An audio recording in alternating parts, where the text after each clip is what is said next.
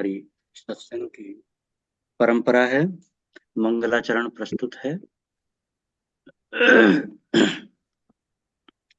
सच्चिदानंद रूपाय विश्वोत्पत्त्यादि Hathaway तापत्रय विनाशाय श्री कृष्णाय वयं नमः। ब्रह्मानंदं परम सुखदं केवलं ज्ञानमूर्तिं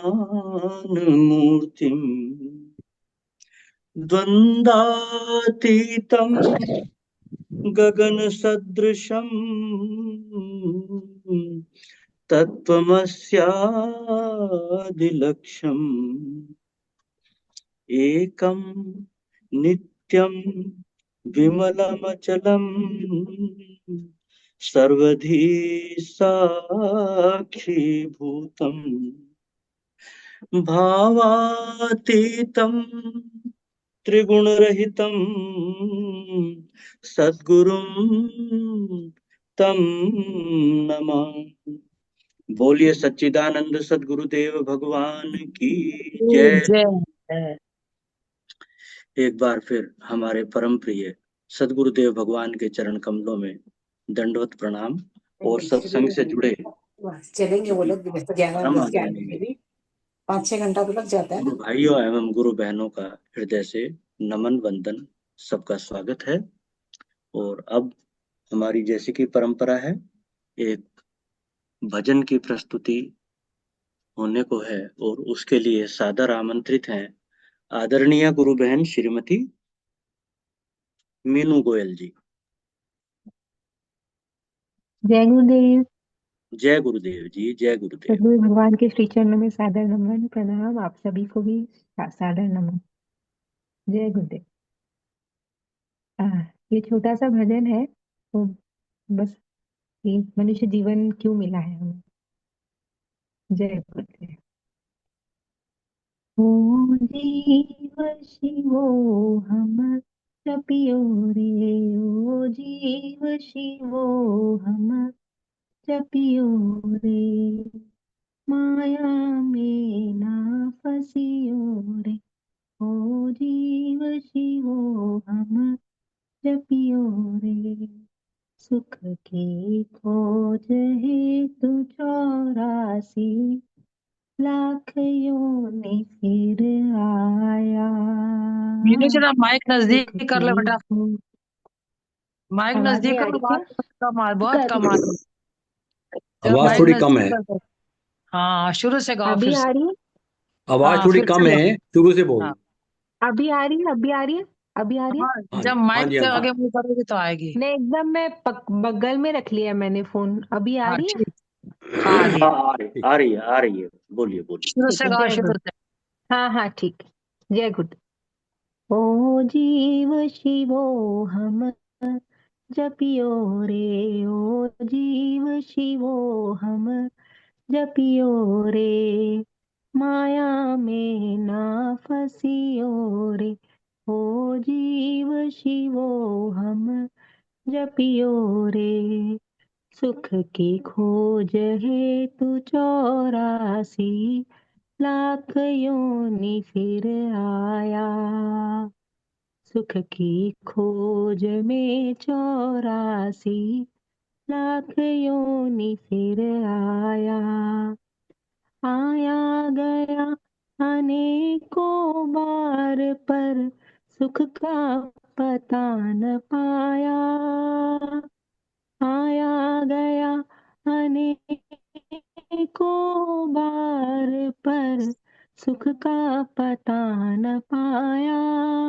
मत काल चक्र में ग्रसियो रे, ओ जीव शिवो हम जपियो रे, मत काल चक्र में ग्रसियो रे, ओ जीव शिवो हम जपियो रे, ये मानव तन घूम घूम कर बड़े भाग्य से पाया।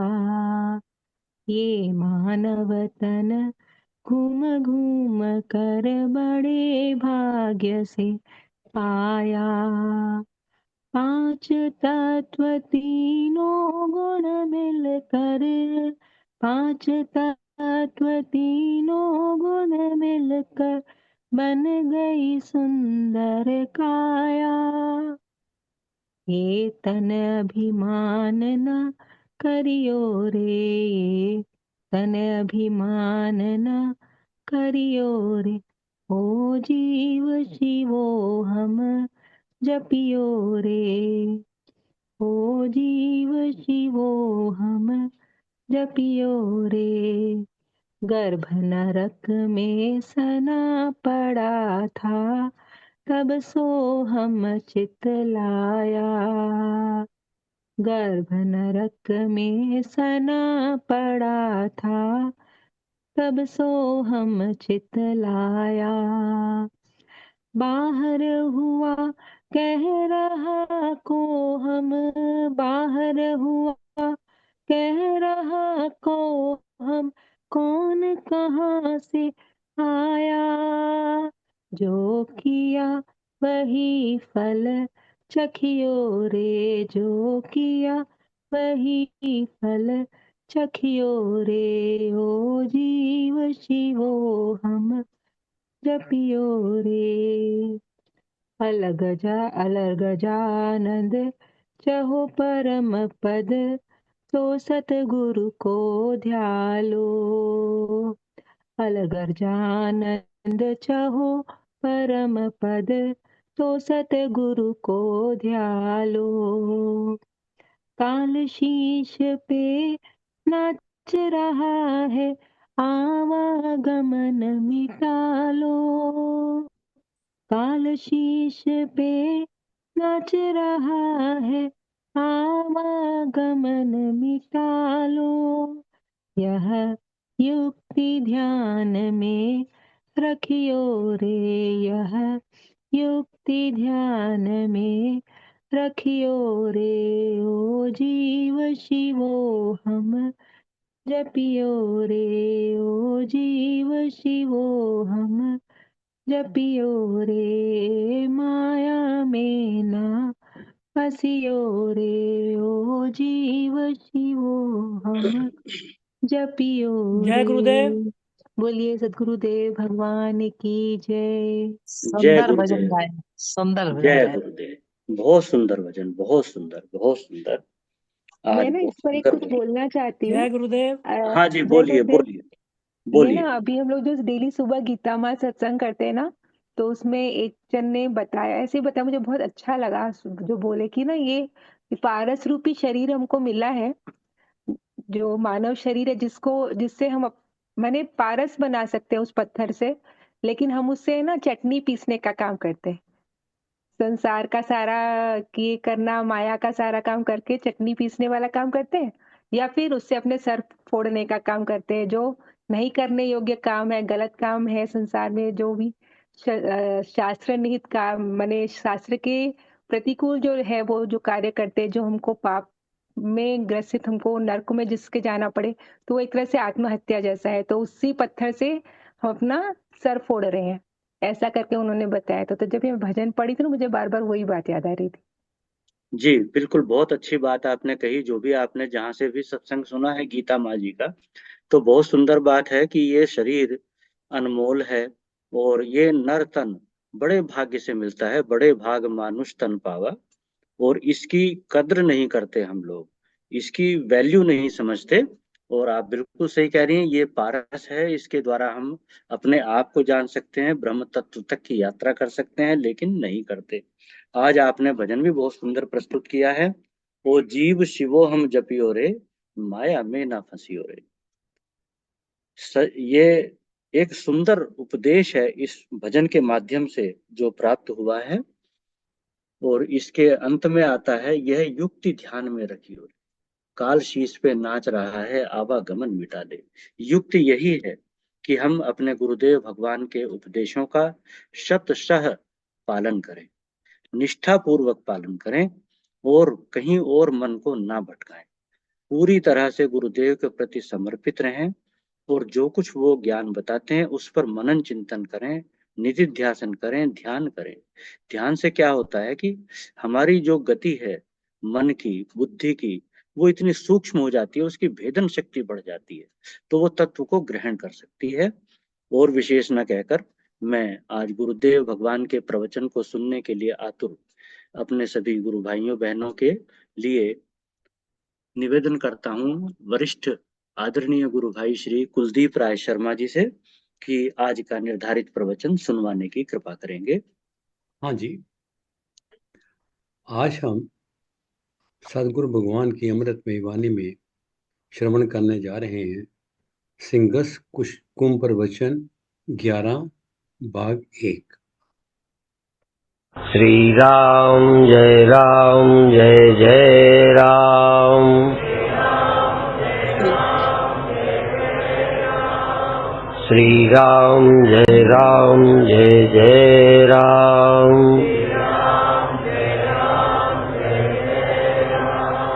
सच्चिदानंद भगवान की, सनातन धर्म की।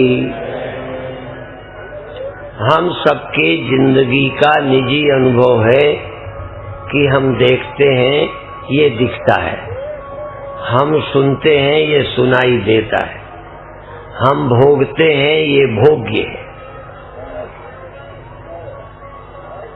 हम सुख लेते हैं इसका, यही है ना। खाने का लेते हैं, व्यक्ति का लेते हैं, सुख भोगते हैं, दुख भी भोगते हैं। इनसे हमें दुख मिलता है, हम दुखी हैं। हमसे तुम दुखी हो। हम सब दूसरों से दुखी होते हैं, दूसरों से सुखी होते। शायद अपने आप सुखी भी नहीं हो और शायद अपने आप बोलो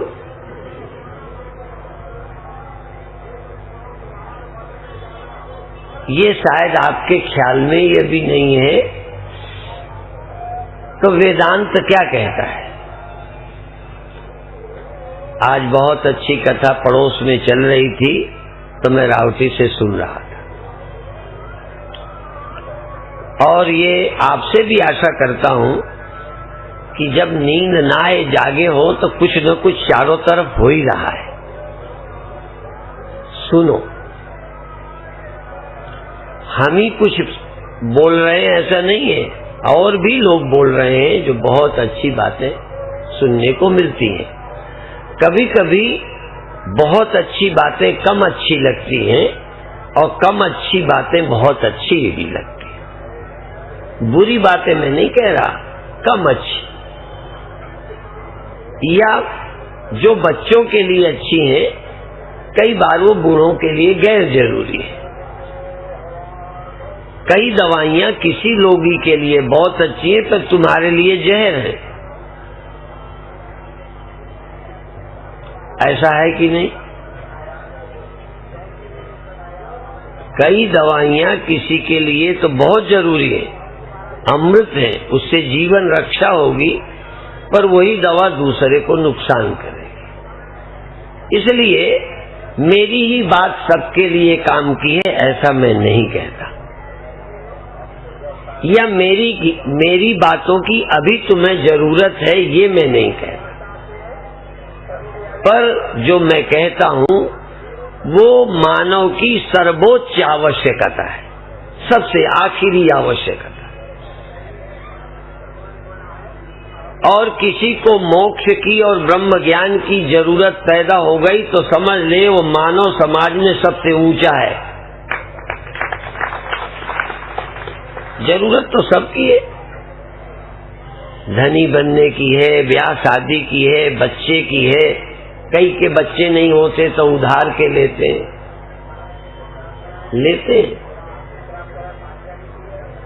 कई का ब्याह नहीं होता तो लुके छिपे दुष्कर्म करते हैं, आवश्यकता है ना उसकी। जिनके पास धन नहीं है वो चोरी करते हैं, यूं तो चोरी की आदत पड़ जाए तो धनी तक करते, अभी लूटने के ढंग अलग अलग है। हमारे गुरु भाई कहते थे, पर वो दोहा पूरा याद नहीं है, कि बाजार में निर्भय लूटत खात। कई लोग तो बाजार में धंधे में लूट रहे हैं, पर ढंग से।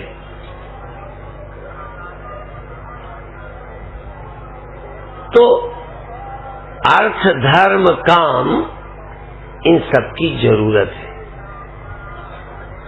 एकदम तुम हमारे प्रवचनों को सुनकर ये मत सोचना कि ये सब छूट ही जाएगा। शरीर रहते सब कुछ जाने वाला नहीं है, पर शरीर रहते अज्ञान और भ्रम चला जाएगा। अज्ञान और भ्रम चला जाए तो आवश्यकताएं तो शरीर के साथ अपने आप चली जाएं। असल में ज्ञान क्या करेगा? अज्ञान का नाश करेगा। इंडिविजुअल वैयक्तिक जीवन बनाए रखने की, आगे बढ़ाने की इच्छा खत्म हो जाएगी और फिर शरीर प्राप्त नहीं होगा। ये लेकिन जब तक ज्ञान होने पर भी शरीर है, शरीर की आवश्यकताएं तुम्हें पूरी करनी, बोलो, पड़ेंगी। साधुओं को करनी। ऐसा हो ही नहीं सकता कि तुम्हें ज्ञान हो गया तो दुनिया न रही,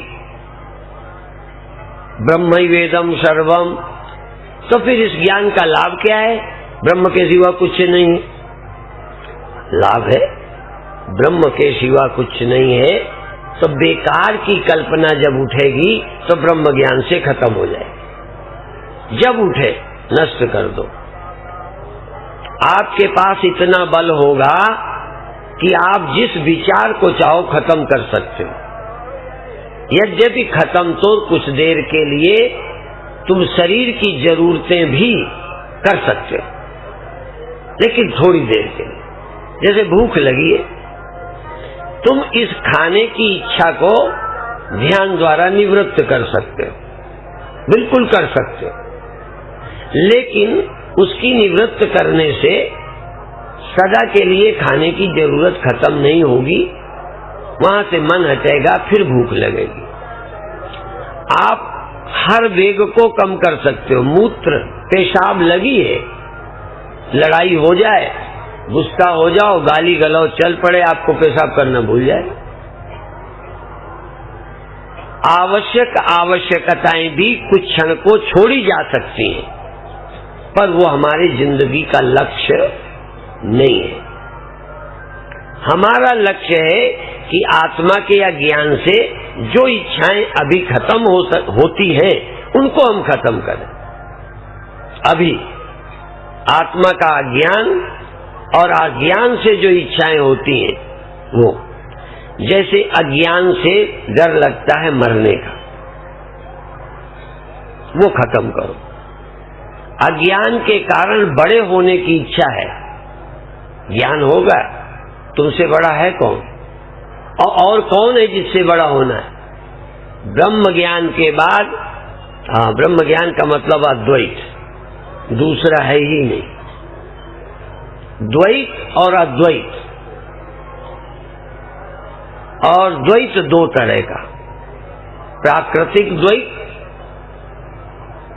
धार्मिक द्वैत, और तीसरा और है भक्त्यात्मक, उपासनात्मक द्वैत। तीन द्वैत। अद्वैत बाद में बताऊं। प्राकृतिक द्वैत, हम पुरुष हैं, कोई स्त्री है। प्राकृतिक द्वैत, हम मनुष्य हैं, ये पशु है। हम मनुष्य हैं, ये सांप है। हम चेतन हैं, ये जड़ है। ये प्राकृतिक द्वैत है। ये फिलहाल अभी तुम्हारा बनाया नहीं है। इस प्राकृतिक द्वैत का उपयोग भी सब करते हैं। हम भूखे हैं, भोक्ता हैं, ये भोजन है। इस द्वैत को, प्राकृतिक द्वैत को हम अभी खत्म, लेकिन शंकराचार्य मंत्र बोलते हैं, अहम भोजनम नैव भोज्यम न भोक्ता। अहम भोजनम नैव भोज्यम न भोक्ता। न भोज्य है, न भोजन है, न भोक्ता है, तीन है ही। अब ये बात तुमको लगेगी कि क्या गप्प मार रहे, और कभी कभी आप महात्माओं से सुनोगे तो ये भी मौका बड़ा विचित्र ढूंढते। खाने बैठे हुए हैं तब ये मंत्र बोलते, खा के बोलते, बाद में बोलते, खाते समय बोलते हैं। एक बार चिंतन करते हैं कि हम भोक्ता नहीं है, भोजन नहीं है, भोग्य कुछ नहीं है, ऐसा चित्त शांत। तो आप इस चिंतन से, मैं पुरुष नहीं हूं, मैं स्त्री नहीं हूं। वैसे प्रकृति से द्वैत है और प्रकृति की आवश्यकता है, पर फिर भी यदि आप गहरा चिंतन करें कि हम आदमी नहीं है, हम मनुष्य ही नहीं है, देह ही नहीं है, स्त्री पुरुष है ही नहीं, बूढ़े जवान है ही नहीं, तो एकदम आपका मन शांत हो जाएगा, इच्छाओं पर नियंत्रण हो जाएगा। ये है चिंतन की बात। जब नींद में चला जाता है, मेरा हाथ ऐसे रखा है, मैं सो गया, उठता हूं तो जगता हूं तो हाथ नहीं उठता, पर सोते में इतना शून्य हो गया मुझे पता ही नहीं चला। कभी कभी ध्यान में बैठे हो, दर्द नहीं मालूम पड़ता, जब ध्यान छोड़ोगे तो पैर उठाते नहीं बनता, शून्य हो गया है। जगत का भान छोड़ा जा सकता है, पर छोड़े रहना लक्ष्य नहीं है। हमने तत्व का ज्ञान किया, अद्वैत चिंतन किया। अद्वैत चिंतन क्या? ना कोई दृष्टा है, ना कोई दृश्य है। ये ऐसे ही नहीं कि जबानी कह रहे हैं, ये भी सच है, कहना ही नहीं, बल्कि एक सेकंड ऐसा आ जाएगा कि न तुम दृष्टा हो, न तुम दृश्य हो पर दृष्टा नहीं, हो पर दृश्य नहीं। असल में ये अनुभव तुम्हें आए ही कभी नहीं, आना चाहिए, आ जाएंगे, क्योंकि अभी हम देखते हैं, ये देखने का अध्यास, मैं देखता हूं ये दिखता है, आपके दिमाग में बैठ गया। तो स्वप्न में क्या करते हो? मैं देखता हूं ये दिखता है। वहां तो नहीं था कोई देखने वाला, वहां तो नहीं था कुछ दिखने वाला, पर देखने वाला दिखने वाले दिख गए कि नहीं? इसका मतलब हम ख्यालों से भी दृष्टा दृश्य बन सकते हैं। स्वप्न में ख्याल के अलावा मैं और यह कुछ था ही नहीं, पर पैदा हो गया। तो जब ये तुम स्वप्नों के दृष्टा दृश्य को खत्म करो, अभी बाहर के स्त्री पुरुष भोजन भूख को खत्म न करो, ध्यान में जाओ, ध्यान की भूख, ध्यान के समय की भूख, ध्यान के समय के भोजन को स्मरण से हटा दो। भोजन और भूख और भोक्ता खत्म।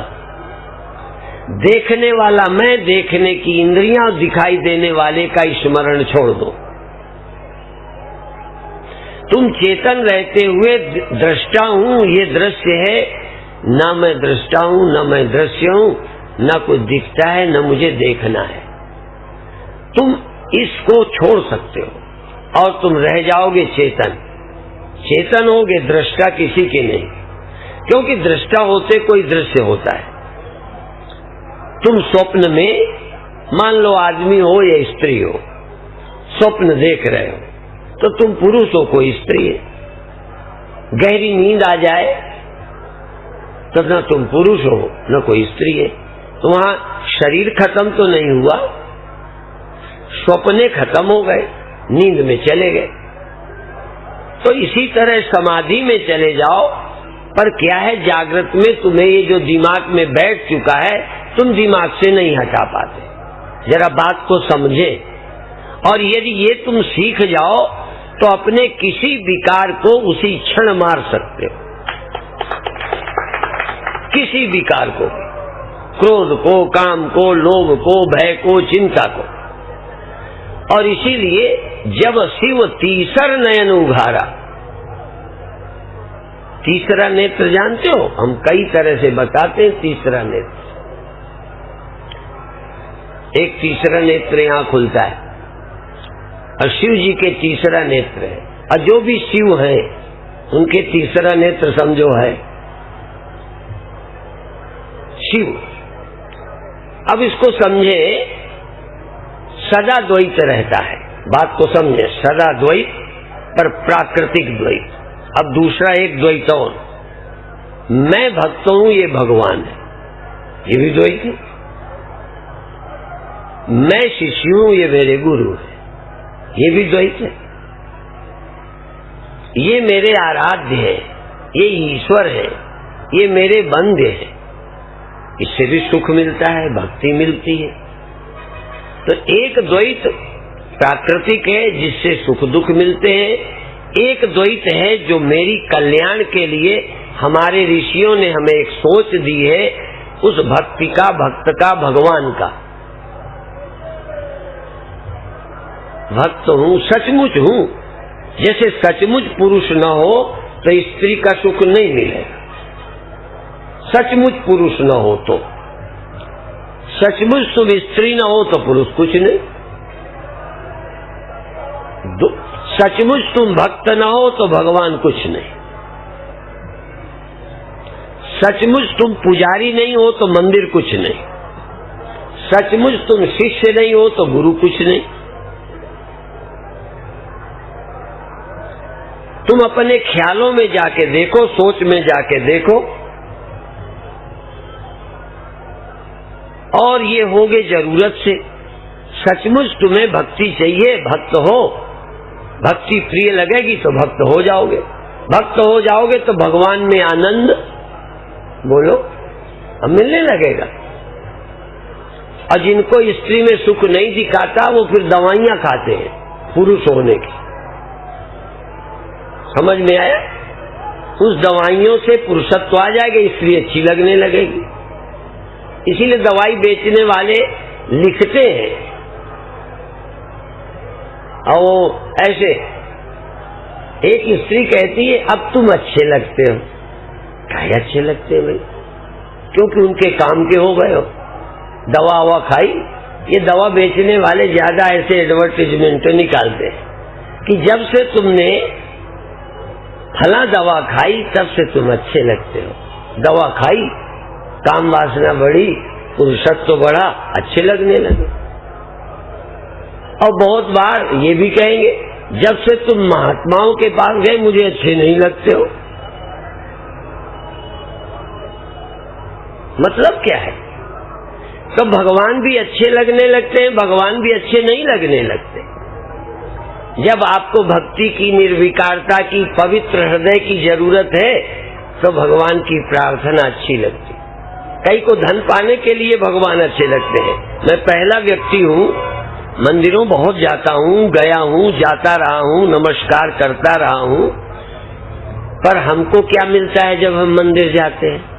हमें शांति मिलती है, हमें पवित्रता मिलती है। उनकी याद आते, उनको प्रणाम करते, हृदय के अंदर कोई विकार नहीं रहता, अच्छा लगता है। आप भी इसलिए कभी गए मंदिर कि लड़का होना चाहिए, दुकान चलनी चाहिए? हम भी गए, मतलब हमारा भी है, पर हमको हमारा हृदय अच्छा बनता है। और यही बात उल्टी ले लो, किसी के पास तुम क्यों गए? वो तुम्हें प्रिय लगती है, प्रिय लगता है, काम सुख मिलता है। द्वैत है, दो तरह का द्वैत, प्राकृतिक द्वैत, फिर सांस्कृतिक द्वैत। सांस्कृतिक द्वैत, स्त्री तो है ये पर मेरी माँ है, स्त्री तो है पर ये मेरी बहन है, ये द्वैत भी है, पर सांस्कृतिक द्वैत है जो हमारे धर्म ने द्वैत पैदा किया। पहले द्वैत तो था ही, मेल फीमेल पशु थे। एक द्वैत हमारे ऋषियों ने हमें दे दिया, धर्मात्माओं ने दिया, धर्म ग्रंथों ने दिया। कोई गुरु होगा तो मेल और फीमेल ही होगा, पर जिनको गुरु लगते हैं, पूज्य लगते हैं, उनकी याद में उनको अच्छा लगता है। भाई किसी पुरुष की याद आ जाए तो स्त्री को अच्छा नहीं, किसी पुरुष को स्त्री की याद आए अच्छी नहीं, पर अपनी गुरु माँ की याद आ जाए, अपने गुरुजी की याद आ जाए तो भी बुरा है। बोलो क्यों बुरा नहीं है? क्योंकि वो भी तो मेल फीमेल है, पर गुरु तो है।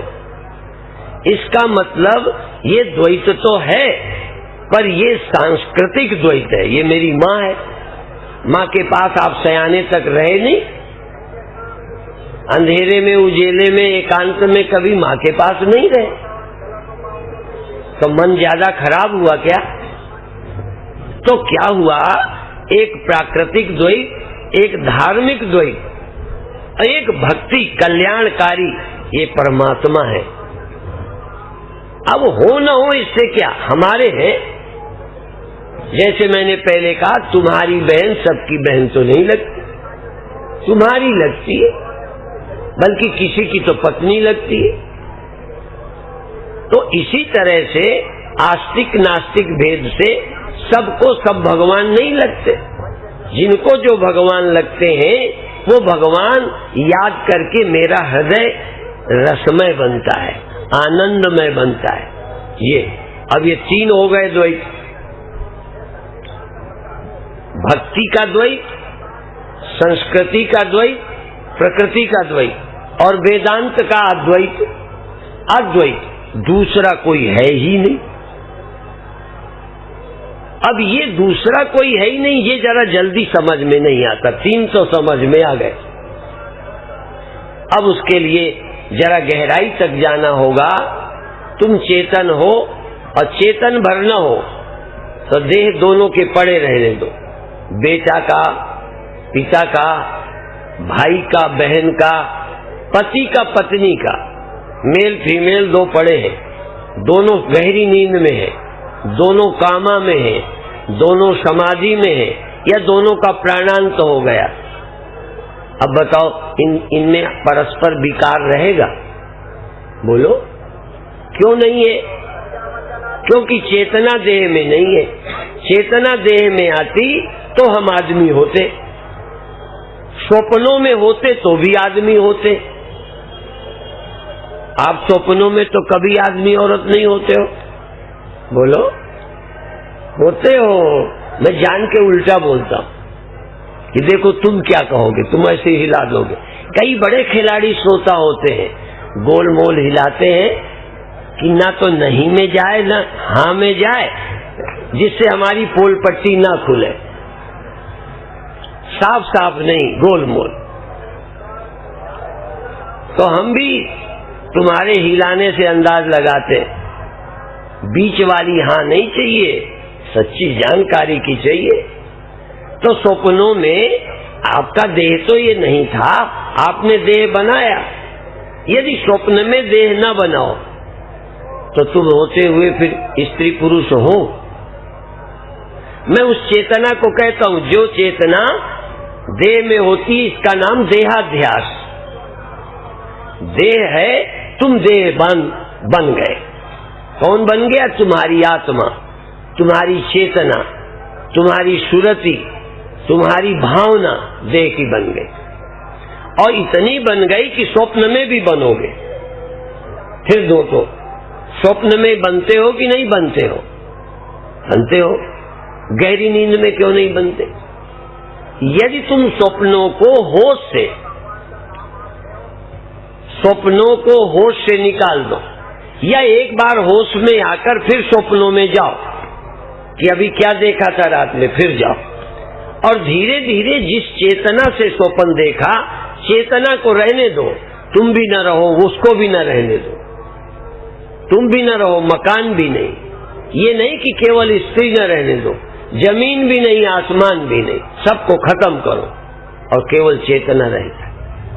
क्योंकि चेतना नहीं स्वप्न में था, क्योंकि स्वप्न की स्त्री ही स्वप्न की नहीं है, स्वप्न का आकाश ही स्वप्न का नहीं है, स्वप्न की जमीन ही स्वप्न की नहीं है, स्वप्न का सब कुछ स्वप्न है। यदि वहां गुरु भी है, भगवान भी, तो भी स्वप्न है। तो फिर सत्य कौन है? वही चेतना जिसने स्वप्नों को अपने ऊपर आरोपित किया है, या जिस चेतना ने स्वप्नों को खड़ा कर रखा है। जैसे मिट्टी से घड़ा खड़ा हुआ, मान लो मिट्टी को घड़ा और घड़ी बनने का मजा आने लगे। घड़ा घड़ी जानते हो? हमारे यहाँ ये एक वेलरी है, वेलरी। क्योंकि उसको हिंदी तो आती नहीं, स्त्रीलिंग पुल्लिंग में ज्यादातर आ और ई का फर्क होता है। जैसे जनानी, पर अब जनानी और मर्दानी धोती लो, अब क्या करो? दोनों ही। अच्छा, जनानी माने स्त्री और जनाना माने आदमी। जय गुरुदेव।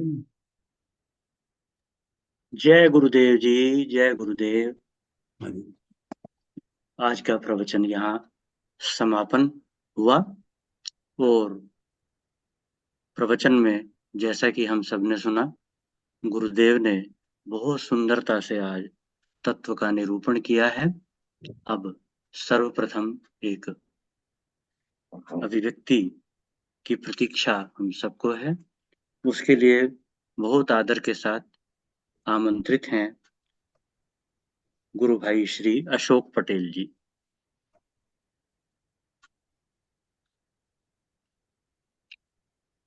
श्री अशोक पटेल जी कृपया अनम्यूट करें। अनम्यूट कर पाएंगे भाई साहब?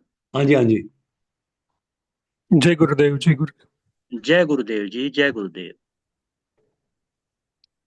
सबको मेरा सादर प्रणाम, वंदन, नमस्कार। जय गुरुदेव सबको। गुरु ब्रह्मा, गुरु विष्णु, गुरुदेव महेश्वर, गुरुदेव गुरु साक्षात परब्रह्म, तस्मै श्री गुरुवे नमः। आज गुरुदेव भगवान ने बहुत ही द्वैत और अद्वैत के ऊपर हमने ये चर्चा सुनी है, तो इसके ऊपर थोड़ा सा मैं 10-15 मिनट का अभिव्यक्ति प्रदान कर रहा हूँ। जरा मोबाइल पास में कर लें तो ठीक है।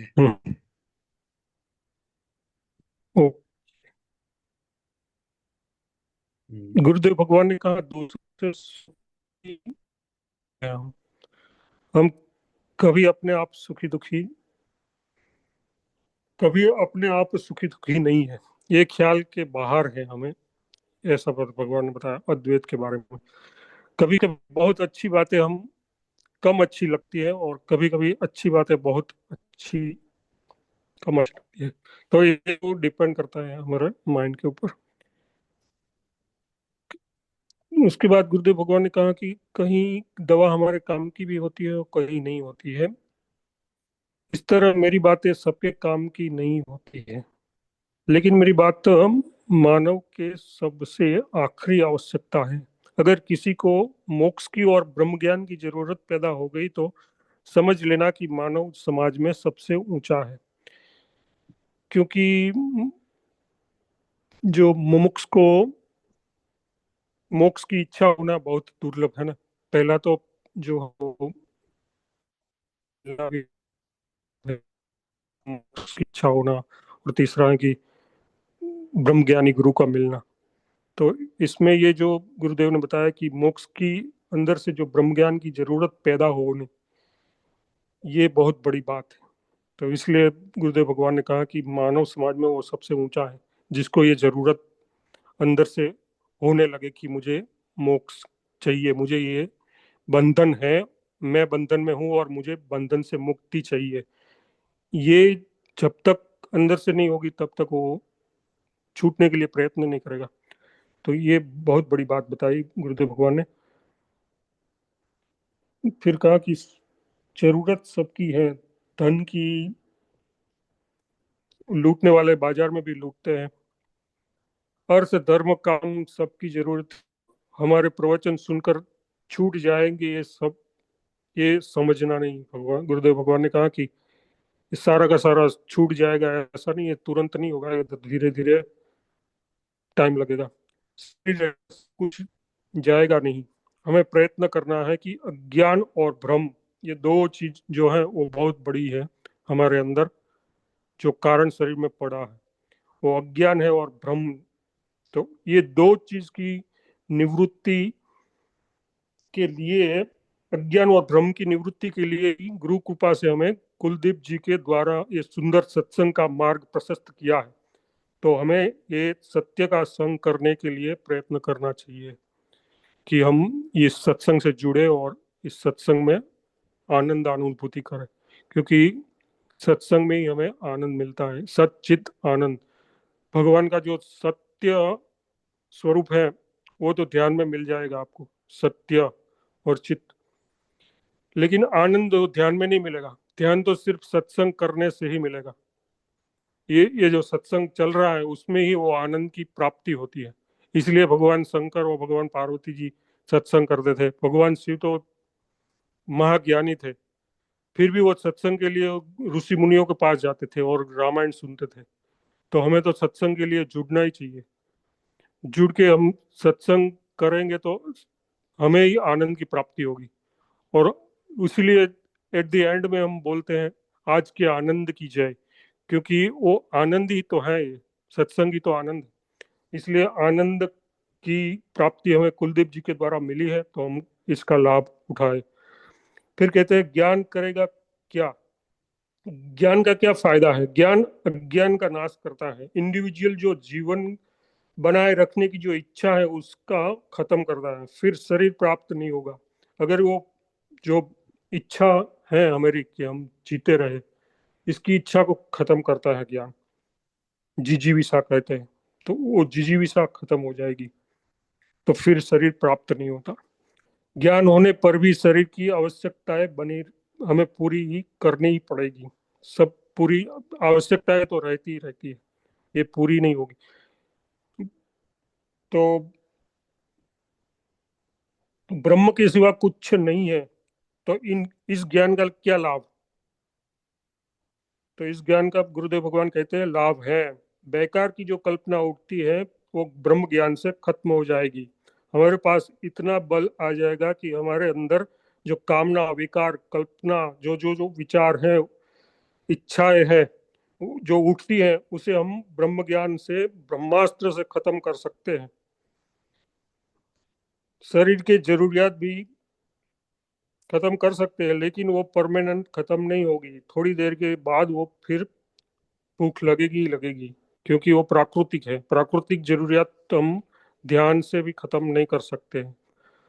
हम हर वेग को खत्म कर सकते हैं, जैसे मूत्र का वेग आया लेकिन लड़ाई छिड़ गई, तो लड़ाई के समय वो मूत्र का वेग चला जाता है, लेकिन फिर बाद में आ जाएगा, मन वहां पे जाएगा ही जाएगा।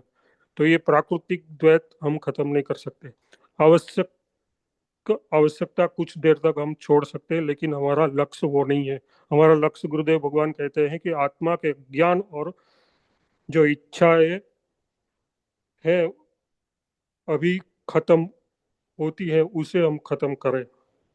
अज्ञान से जो इच्छाएं है, इच्छा जैसे कि अज्ञान से डर लगता है, मर जाने का डर खत्म, मर जाने का जो डर लगेगा उसको खत्म करना है। अज्ञान के कारण बड़े होने की इच्छा है, वो ज्ञान होने पर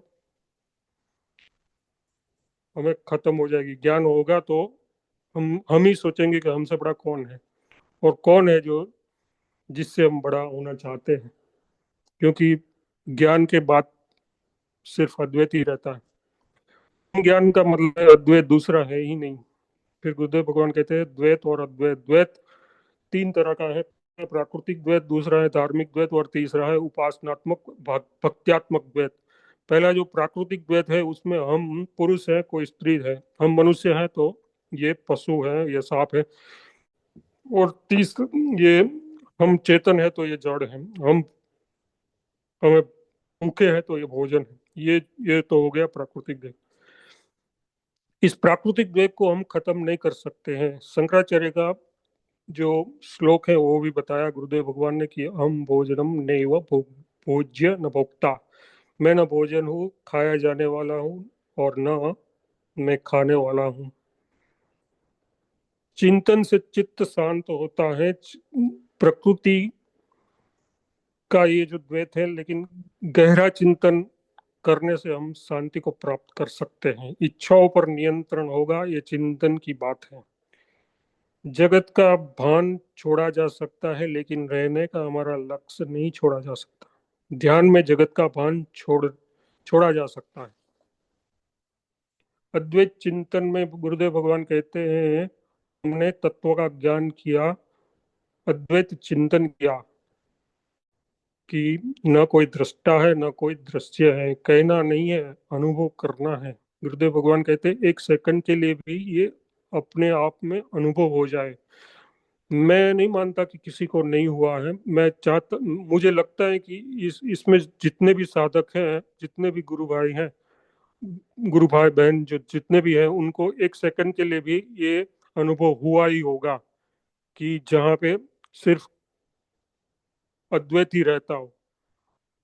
तो जहाँ पे दृष्टा भी ना हो और दृश्य भी ना हो, कुछ भी ना हो, सिर्फ अपनी चेतना ही रहती हो, ऐसा अनुभव अगर नहीं हुआ है तो हो सकता है। इसके लिए हमें थोड़ा सा ध्यान करना पड़ता है। गुरुदेव भगवान बताते हैं बहुत तरह तरह की ध्यान साधना भी है, तो वो हम करेंगे तो उससे हमें उस लेवल तक पहुंच सकते हैं। एक सेकंड के लिए भी कहते हैं कि अगर आ जाए तो अच्छा है, जहां तुम दृष्टा हो ना कोई दृश्य हो, सिर्फ हम रह जाते हैं। ये अनुभव की बात है, अनुभव आना चाहिए।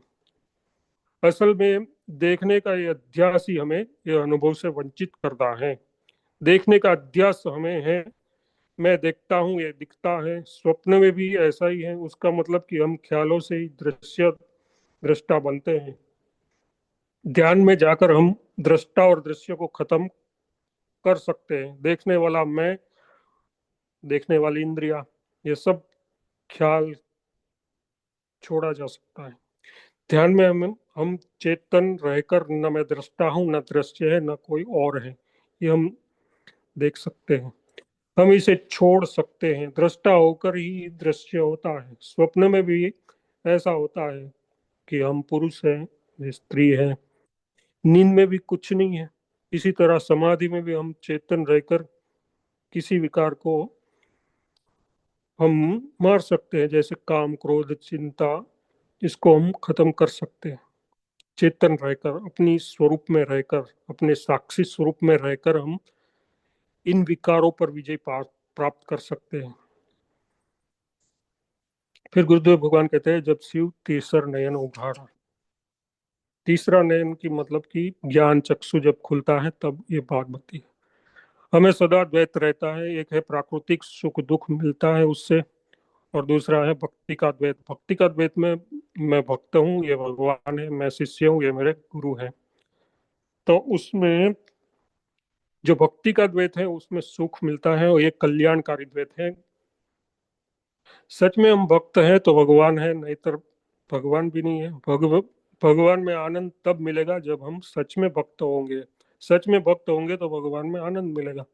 भगवान के मंदिर में जाकर हमें शांति मिलती है। गुरुदेव भगवान कहते हैं कि हम पहले इंसान है कि जो शांति के लिए जाते हैं। हमें पवित्रता मिलती है। याद करें तो हृदय में विकार नहीं रहते। हम लोग सब संसारिक हैं, तो हम लोग सब जाते हैं तो कुछ न कुछ संसार की बातें, द्वैत ही चाहते हैं कि हमारा मन का ये हो जाए, ये हो जाए। लेकिन गुरुदेव भगवान कहते हैं हमें जाना चाहिए मंदिर में शांति के लिए, पवित्रता के लिए, हृदय का विकार निकल जाए। इसलिए हमें कुछ मांगने के लिए नहीं जाना चाहिए। हम किसी के पास जाते हैं तो सुख के लिए जाते हैं, ये द्वैत है। इसमें भी कहा प्राकृतिक द्वैत स्त्री पुरुष का, फिर कहा कि सांस्कृतिक द्वैत, स्त्री स्त्री है, ये माँ है, ये बहन है, ये सांस्कृतिक द्वैत है। फिर धार्मिक भक्ति का द्वैत, गुरु शिष्य, भगवान और भक्त। फिर कहते हैं ये तो तीन द्वैत हो गए। अद्वैत, अद्वैत में दूसरा है ही नहीं है। अगर हम चेतन नहीं है तो क्या है? चेतन ही सब है। पति पत्नी पड़े हैं, मेल फीमेल पड़े हैं, बॉडी है, तो उसमें तो कोई विकार है ही नहीं, क्योंकि उसमें चेतना देह में है नहीं। चेतना देह में रहकर ही विकारी बनती है। स्वप्न में भी होते तो भी आदमी औरत बन जाते हैं। यदि स्वप्न में भी हम देह न बनाते तो कुछ नहीं है। जो चेतना देह में होती है उसका नाम देहाध्यास है। हमारी भावना, हमारी चेतना, हमारी सूरत ही देह बन जाती है। स्वप्न में भी हम बनते हैं। जिस चेतना से स्वप्न देखा उस चेतना से फिर से देखो उसी स्वप्न को, फिर हमें वो चेतना ही दिख जाएगी। वो स्वप्न मिट जाएगा और चेतना दिख जाएगी। जिस चेतना से हमने स्वप्न देखा है उसी चेतना से फिर से स्वप्न देखने के बाद गुरुदेव भगवान ने बताया स्वप्न का सब कुछ स्वप्न है। अभी भी ये जागृत स्वप्न चल रहा है। स्वप्न चेतना ही इसमें है। सत्य तो चेतना ही है इसमें है। चेतना ने ही स्वप्नों को आरोपित किया है। जिस चेतना से स्वप्नों को जिस चेतना ने स्वप्नों को खड़ा किया है उसको हमें देखना है। तो हम प्रार्थना करते हैं कि गुरुदेव भगवान हम सबको अपने सत्य स्वरूप, चेतन स्वरूप में स्थिरता प्रदान करें। इसी के साथ मैं वाणी को विराम देता हूँ। मेरे से कोई गलती हो गई हो तो भूल चूक माफ कर देना। जय गुरुदेव। जय गुरुदेव। जय गुरुदेव जी। जय गुरुदेव भाई साहब। अति सुंदर जी, अति सुंदर। बहुत ही सुंदर आपने अभिव्यक्ति दी है और आपकी अभिव्यक्ति से ये झलकता है आपका परिश्रम। आपने कितने ध्यान से गुरुदेव भगवान के प्रवचन को सुना, उस पर मनन किया और फिर उसके महत्वपूर्ण बिंदुओं को उजागर किया, प्रस्तुत किया सबके सामने। बहुत बहुत धन्यवाद आपका, बहुत बहुत आभार है। आशा है आपका मार्गदर्शन इसी प्रकार हम सब लोगों को भविष्य में भी मिलता रहेगा। और अब हमारे पास चूंकि थोड़ा सा समय है, उसका लाभ उठाने का मन है, तो मेरा अनुरोध है आदरणीय स्वामी आनंद स्वरूप जी से, यदि वो स्वस्थ हैं, सबकी कामना है ऐसी कि वो सदैव स्वस्थ रहें, तो आज के प्रवचन पर कुछ कहें और कार्यक्रम का समापन करने की भी कृपा करें। बोलिए गुरुदेव 1 मिनट भगवान। जरा देंगे मुझे? हाँ जी बिल्कुल। गुरुदेव भगवान की जय। जय। हाँ, जय हो। मेरी एक मिनट, आवाज पहुंच रही है? हाँ 1 मिनट स्वामी जी। दो बिंदु स्वामी दो जी 1 बिंदु मिनट। जी।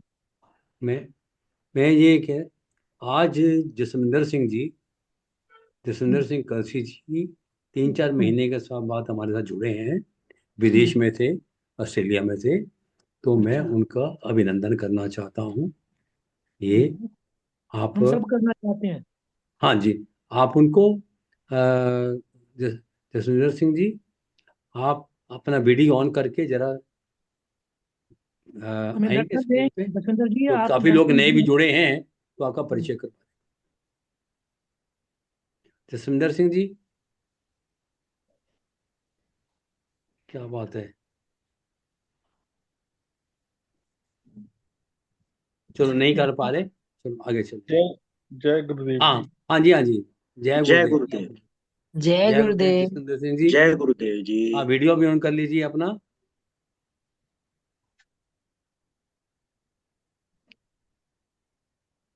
हाँ जी, हाँ हाँ, हाँ जी, बात कीजिए। हाँ जी सर। हाँ, काफी लंबे अरसे के साथ बाद आप जुड़े हैं, बहुत अच्छा लग रहा है। बहुत बहुत अभिनंदन, आपका स्वागत है। कितने महीने रहे? 4 महीने? नहीं, मैं तकरीबन 1.25 महीना। बस 1.25 महीना रहे हो? मुझे तो बहुत लंबा टाइम लग रहा है। ठीक। शर्मा जी को किसी की एक छुट्टी भी 10 के बराबर लगती है। अच्छा जी, हाँ, नहीं, चलिए, फिर स्वागत भी है जी आपके। स्वागत है मंच पे, फिर भी स्वागत है। हाँ जी, सत श्री अकाल हाँ जसविंदर जी, हाँ। सत सत श्री श्री अकाल। अकाल। अभी स्वामी आनंद स्वरूप जी। चलो ठीक है, मैं शुरू करूं। हाँ हाँ जी, हाँ जी। जी। दो बिंदु आज, 2-3 बिंदु जो है वो मुख्यतः गुरुदेव ने जो अपने प्रवचन में अंकित किए हैं, उनका रिपीट करना है। जरा ये मोबाइल पास कर लौकिक। लीजिए जी, आप भी हाँ जी, मोबाइल हेलो। जरा नजदीक कर लीजिए। हाँ जी, हाँ जी, अब ठीक है। हाँ हाँ हाँ जी। हाँ जी, जी अब ठीक है, ठीक है। है। हाँ, लौकिक जगत में बड़ा होने की जो कल्पना है वो पूरी होती ही नहीं है। किससे कितना बड़ा हो गया, कि एक से बड़ा हो गया फिर दूसरे से बड़ा हो गया, कोई लकीर ऐसी नहीं आती जहाँ बड़ा होना बंद हो जाए। बड़ा होने की जो है कल्पना सदैव बनी रहती है, चाहे जितने बड़े मर्जी बन जाए। पर ब्रह्म ज्ञानी ऊंच से ऊंचा, जब ब्रह्म ज्ञान हो जाता है तो उससे ऊंचा कोई, क्योंकि द्वैत खत्म हो जाता है। द्वैत खत्म हो जाए क्योंकि ऊंचा होने के लिए द्वैत चाहिए, और जब ब्रह्म ज्ञान हो जाता है तो द्वैत निश्चित खत्म हो जाता है। फिर उच्च से ऊंचा, वो ब्रह्म ज्ञानी उच्च से ऊंचा होता है, क्योंकि किसी से तुलना की जरूरत ही नहीं पड़ती। जो सबसे ऊंचा है या कोई तुलना ही नहीं, अद्वैत अद्वैत जब सिद्ध हो गया तो निश्चित रूप से फिर ज्ञानी से बड़ा कोई होता नहीं, ज्ञानी ही सबसे बड़ा उच्च से ऊंचा होता है। ऐसा हमारे ग्रंथों ने भी कहा है और गुरुदेव ने भी ये स्पष्ट किया है कि लौकिक जगत में तो निश्चित रूप से कोई ना कोई कंपैरिजन रहेगा ही, द्वैत रहेगा, और द्वैत में ऊंचा होने की कल्पना भी रहेगी। लेकिन अद्वैत, ब्रह्म ज्ञान के बाद कोई अद्वैत द्वैत रहता नहीं, इसलिए अद्वैत सिद्ध हो जाता है और ब्रह्म ज्ञानी सबसे ऊंचा से ऊंचा हो। फिर गुरुदेव ने एक बात कही, पहले दृश्य और दृष्टा अलग अलग देखने हैं। दृश्य है तो एक दृष्टा है, ये दो बातें रह गई। लेकिन गुरुदेव कहते हैं न दृश्य सत्य है न दृष्टा सत्य है, क्योंकि दृश्य भी पैदा हुआ है और दृष्टा भी पैदा हुआ है। और जो पैदा हुआ है वो पैदा हुआ है वो चेतन से हुए हैं दोनों। तो चेतन के कारण, चेतन होने के कारण मेरी जो अस्तित्व है वो चेतन है, इसलिए ये जो उत्पन्न हुए दो हैं, इन दो से भी वो भिन्न अपने आप को समझना है। कैसे समझना है?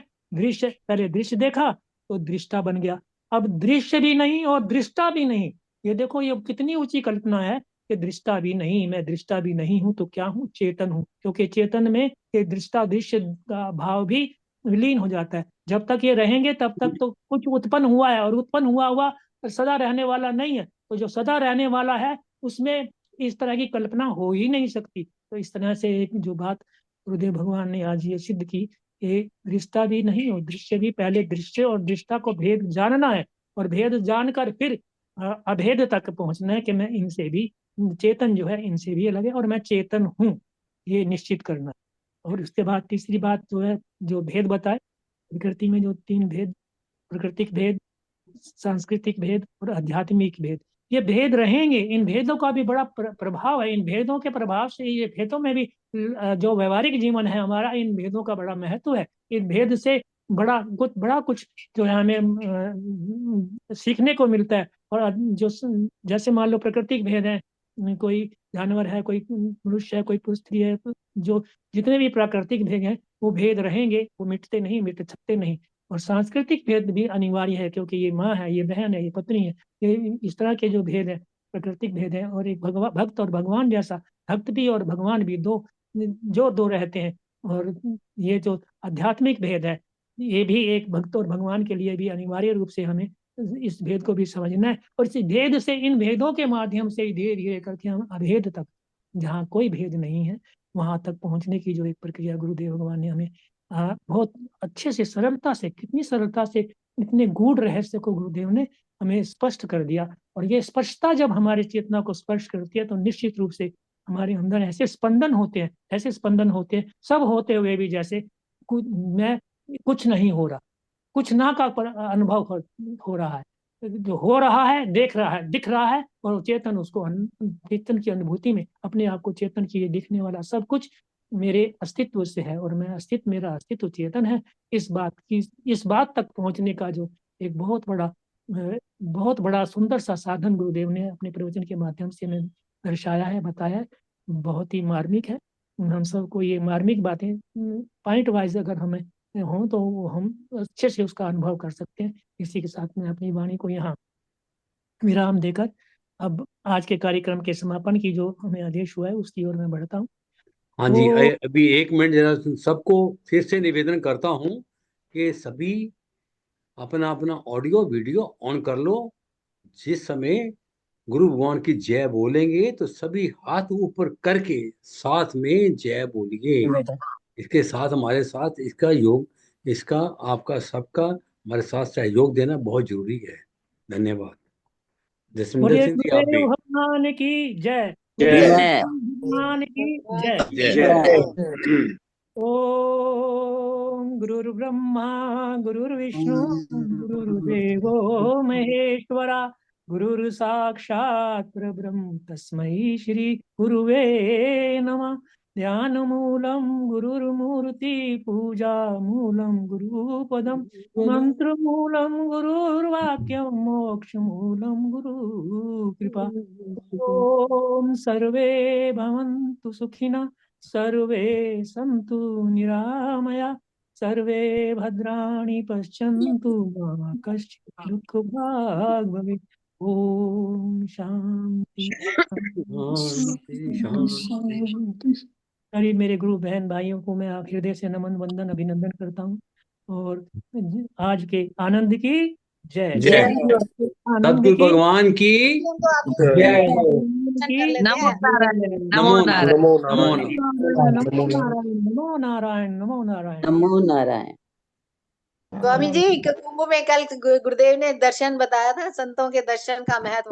हम तो आपके दर्शन करके ही अच्छे अपने आप को सौभाग्यशाली समझेंगे। ये तो आपका उदारता है, आपकी करुणा है, आपका भाव है।